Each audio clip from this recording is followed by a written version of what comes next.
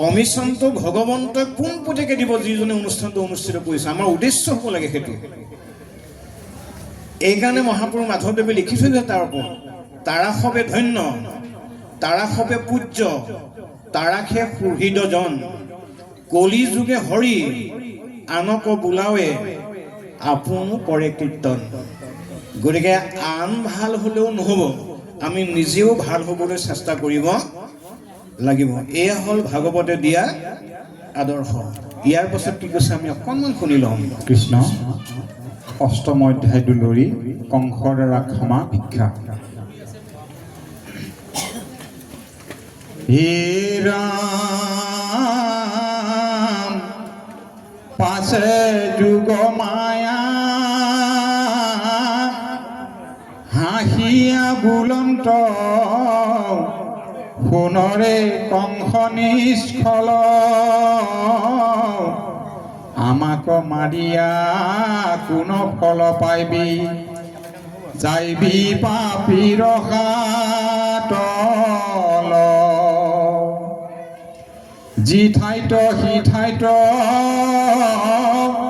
উপজিল গয়া,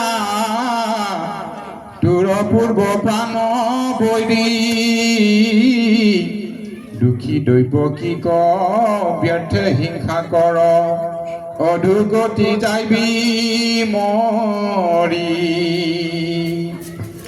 এ ৰাম এতেক বচন বুলি ভগৱতী, কংসৰ আগে শুনাই, অনেক থানত থাকিলন্ত পাছে, নানা পূজা বলি খাই।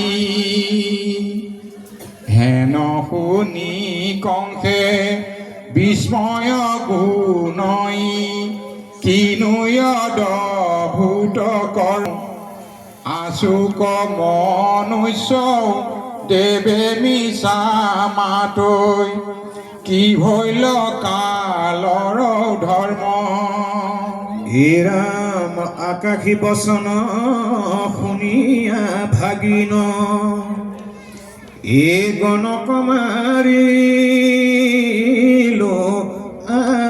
আমি, ব্ৰহ্মবুদ্ধিত হেন জীৱন্তে মৰিলো, ভৈলো ধুগামী। এতিয়া বাপ বান্ধৱসকল,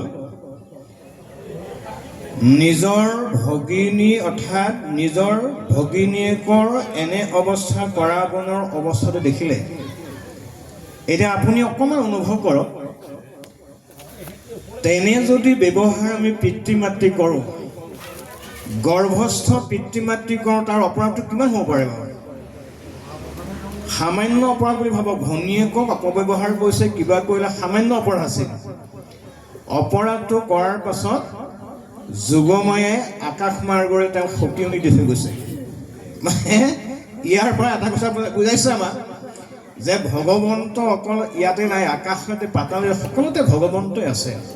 যে ভগৱন্তই কংসৰ দৰে এজন অত্যাচাৰী ৰজাক সাৱধান কৰি দিছে যে তুমি এই কামটো কৰিলে তুমি অনুতাপ কৰিব লাগিব। এতিয়া প্ৰকাৰণতে কিন্তু কংসৰ অকণমান অনুতাপ হৈছে যে আচলতে মই এই কথাটো ক'ব নালাগিছিল। গতিকে ভাল কথা কৈ থাকোঁতে তেওঁ বেয়া কথাবিলাক পাহৰি যাবলৈ আৰম্ভ কৰিছে যে কথাটো সঁচা নেকি বাৰু, যে অপৰাধটো মোৰে আছিল নেকি বাৰু, যে ভগিনীয়েকক অন্যায় কৰোঁতে ভগৱন্তই তেনেকৈ আকাশ মাৰ্গতে এই কথাখিনি ক'ব লগা হ'ল।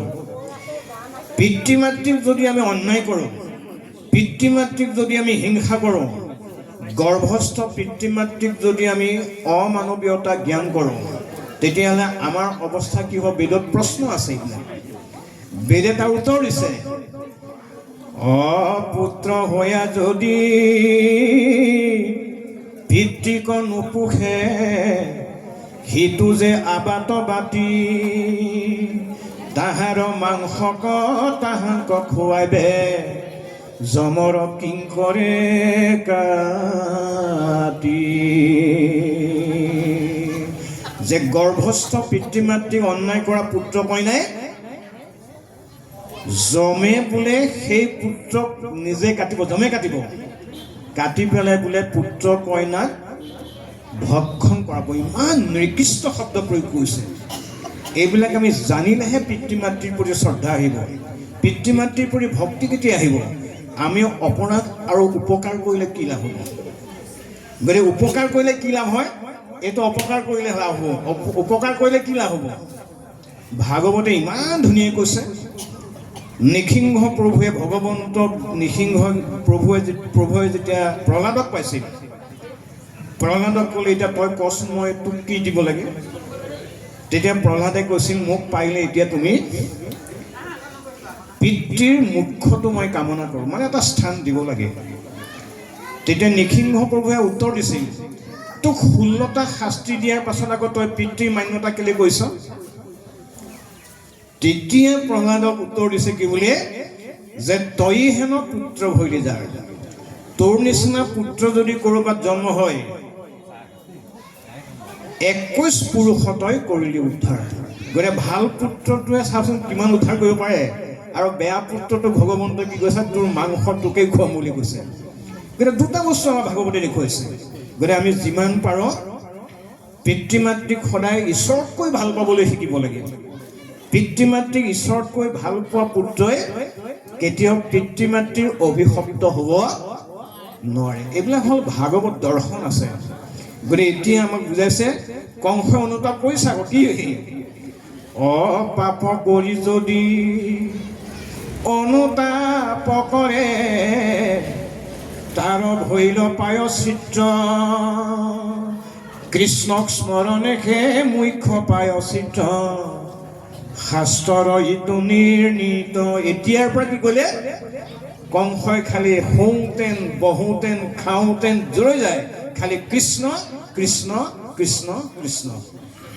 এই অভ্যাসটো কংসই আৰম্ভ কৰিছে যিকোনো প্ৰকাৰে ভগৱন্তক পাবৰ কাৰণে। যে অনুতাপ কৰিলে যে মই ভুল কৰিলোঁ প্ৰভু, এতিয়া মোৰ তোমাৰ নামটো খালি ল'ব লাগে। এতিয়া অনুতাপ কৰিবলৈ অকণমান আৰম্ভ কৰিবলৈ ধৰিছে। ইয়াৰ পাছত কি কৈছে শুনিবচোন। কৃষ্ণ এ ৰাম বসুদেৱ দৈৱ কি ক মাতৈ পাছে, জনিল মনত তাপ, শুনিও বহিনী শুনা বহি নাই, কৰিলো ঘোৰ পাপ। এ ৰামে তোমা সাৰচয় তনয় মাৰিলো, অধৰ্ম একো নাচাই, যেহেন ৰাক্ষসে একোৱে নাচাৱে, আপোন পৰকো খাই। অনুতাপটো চাওকচোন, যে মই যিটো অপৰাধ কৰিলোঁ এইটো কোনো ধৰ্ম কাম কৰা নাছিলোঁ বুলি তেওঁ নিজে অনুতাপ কৰিছে। মানে আমাৰ অনুতাপটো আনে কৰাই দিব নোৱাৰে। মানে আমি আনৰ দ্বাৰাই অনুতাপটো কৰিব পাৰিম, কিন্তু এইটো সংস্কাৰ বা পায়চিত্ৰ বুলি নকয়। পায়চিত্ৰটো নিজৰ হ'ব লাগিব। আজি কংসই তাকে প্ৰমাণ কৰি দেখুৱাইছে। এ ৰামে তুমি হবু আউৰ অনুতাপ এৰা, মৃতক পুত্ৰক প্ৰতি, চিৰকাল প্ৰাণী একত্ৰে নথাকৈ, অবিষম দৈৱৰ গতি। নিজক চিনি পালে যে ময়ো চিৰদিন নাথাকোঁ, আৰু মোৰ দ্বাৰাই যিসকল মৃত্যু হ'ল তেওঁলোকো নাথাকে। কিন্তু এইটো অধিকাৰ তোমাৰ নাই যে তুমি সৃষ্টি কৰিব নোৱাৰাজনে মৃত্যু বা মানে দণ্ড দিয়াটো তোমাৰ অধিকাৰ নাই। এতিয়া নিজে গম পালে ময়ো যে ইয়াত সদায় থাকিব, এইটোৱে হ'ল পৰম ৰহস্য।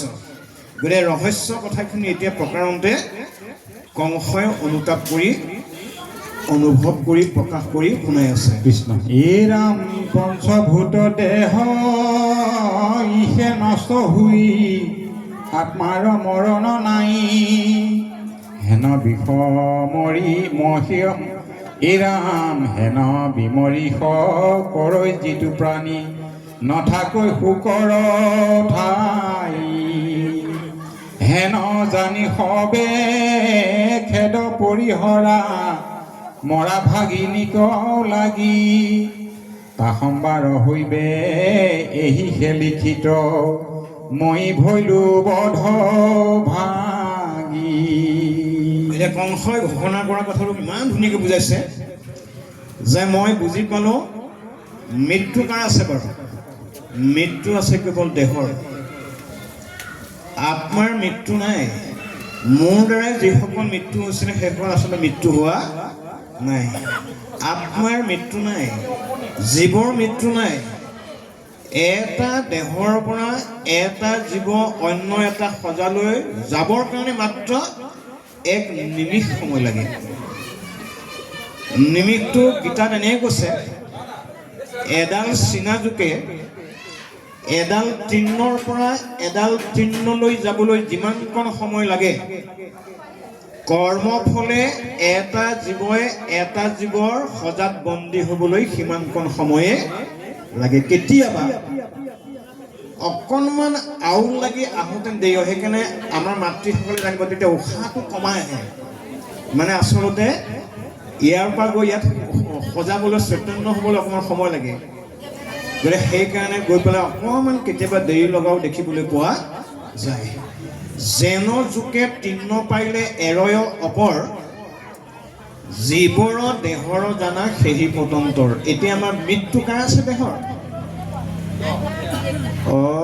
একে শৰীৰত বাইল বিধ জৰা, হোৱে জানা পুৰুষৰ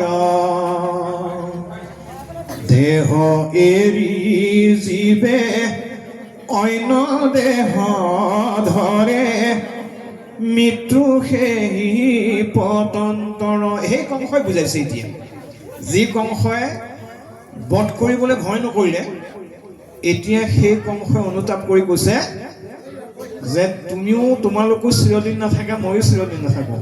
তোমালোকৰো মৃত্যু হোৱা নাই, মোৰো মৃত্যু হোৱা নাই। খালি দেহটো পোচাকটোহে আমি সলাবলৈ আগবাঢ়িছোঁ। এয়া হ'ল কংসৰ অনুতাপ। ইয়াৰ পাছত লিখিছে কৃষ্ণ নৱম অধ্যায় ছবি দৈত্যসহ কংসৰ মন্ত্ৰণ। কৃষ্ণ